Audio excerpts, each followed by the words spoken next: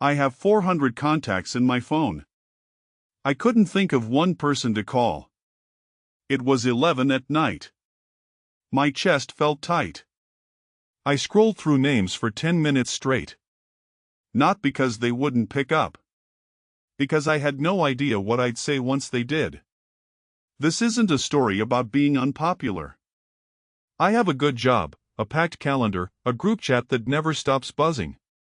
Somewhere between college and 30, I lost the ability to tell anyone how I actually feel. By day my life looks solved.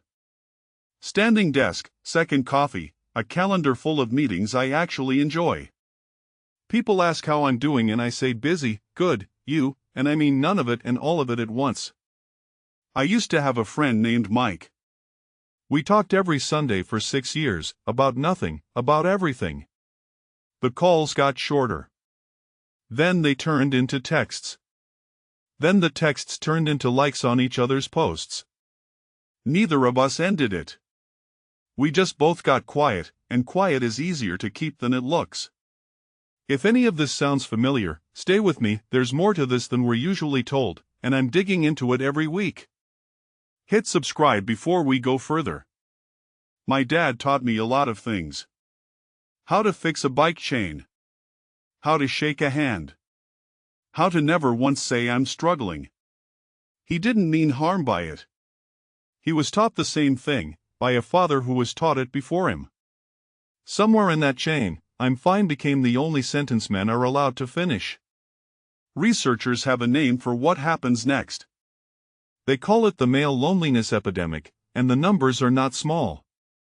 Men in their 20s today report having fewer close friends than any generation measured before them. Not fewer acquaintances. Fewer people they could call at midnight and just say, I don't know what I'm doing anymore.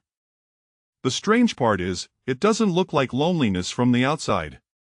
It looks like a full inbox and a busy Saturday. Some psychologists point to something simple.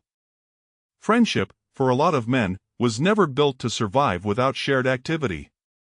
School, sports teams, dorm hallways, proximity did the work of connection for us, without us ever having to name it.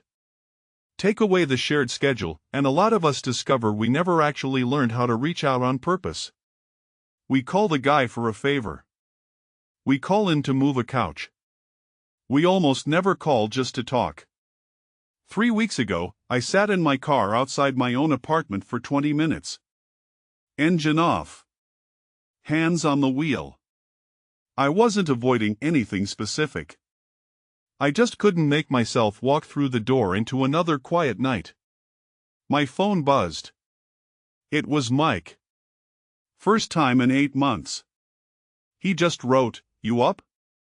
I stared at those 2 words longer than I want to admit. Then I wrote back, "Yeah." Barely holding it together, honestly. I hit send before I could delete it. My hand was actually shaking a little. 3 dots appeared. Disappeared. Appeared again. Then, same. Coffee tomorrow? Actual talking, not the usual small talk. We met at a diner neither of us had been to in years. Cracked vinyl booth, coffee that was too strong. For the first 10 minutes we did the usual work, weather, some guy we used to know. The easy stuff. Then Mike went quiet, turned his mug in a slow circle, and said, "My wife thinks I don't talk to her enough." Turns out I don't talk to anyone enough. Something in my chest loosened, just slightly, hearing him say it first. I told him about the 20 minutes in the car. He didn't flinch. He just nodded like he'd been there too. We ended up talking for 2 hours. Not about fixing anything. Just about how tired we both were of performing fine. There's a term for that performance. Researchers call it restrictive emotionality, the habit of shrinking every feeling down to something safe to say out loud. It gets trained into boys early. Cry less, need less, ask for less. By adulthood it's not a rule anymore, it's just how we're built. The cost doesn't show up all at once.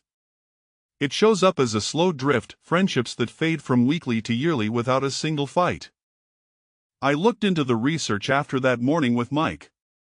One study followed men for over 80 years and kept landing on the same finding. The quality of a man's close relationships predicted his health and happiness decades later, more reliably than income, more reliably than career success. Not the number of people in his life. Just whether there were one or two he could be fully honest with. Reading that felt strange. I'd spent a decade optimizing everything, my career, my gym routine, my morning schedule, except the one thing that actually mattered most. My therapist has a phrase for what men often do instead of connecting. She calls it parallel presence, sitting next to someone instead of facing them. Watching a game together. Working on a car together. Real closeness, but built sideways, so no one has to make eye contact while it happens. There's nothing wrong with that. It's just not the same as saying the actual sentence out loud when it matters. And most of us never practice the second thing, so when we need it, the muscle simply isn't there. Nothing got solved that morning with Mike. No breakthrough, no plan. Just two guys admitting the truth out loud for once. But something did shift after. I started texting first instead of waiting to be asked how I was doing. Not big gestures. Just thinking about you, how's it actually going, sent to people I used to only reply to. Most didn't answer right away. A few didn't answer at all. But some did, and every single one of those replies mattered more than I expected.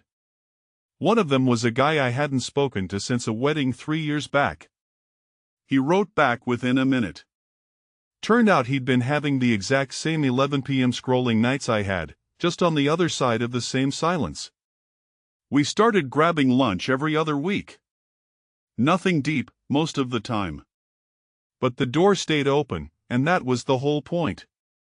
The loneliness epidemic isn't really about having zero people around us. It's about having no one we let all the way in. You can be surrounded at work, tagged in a dozen photos, invited to every group chat, and still not have one person who knows how you're actually doing. The shift didn't stay contained to friendships either. I noticed it changing how I showed up with my brother, even with my dad. I called him on a random Tuesday, no occasion, and just asked how he was really doing. There was a long pause on the line. Then he laughed a little and said, "Nobody's asked me that in a while." We talked for 40 minutes. Longer than most years combined. Nobody hands you permission to go first. You have to just send the text and sit with how uncomfortable that feels. It won't feel natural the first time. It didn't for me. My thumb hovered over send like I was defusing something. But every single time I've done it, the discomfort lasted about 4 seconds. What came after usually lasted a lot longer. Last week my phone buzzed again. A name I hadn't texted in years. Just 2 words, "You up?" I didn't think about it this time. I just wrote back, "Always."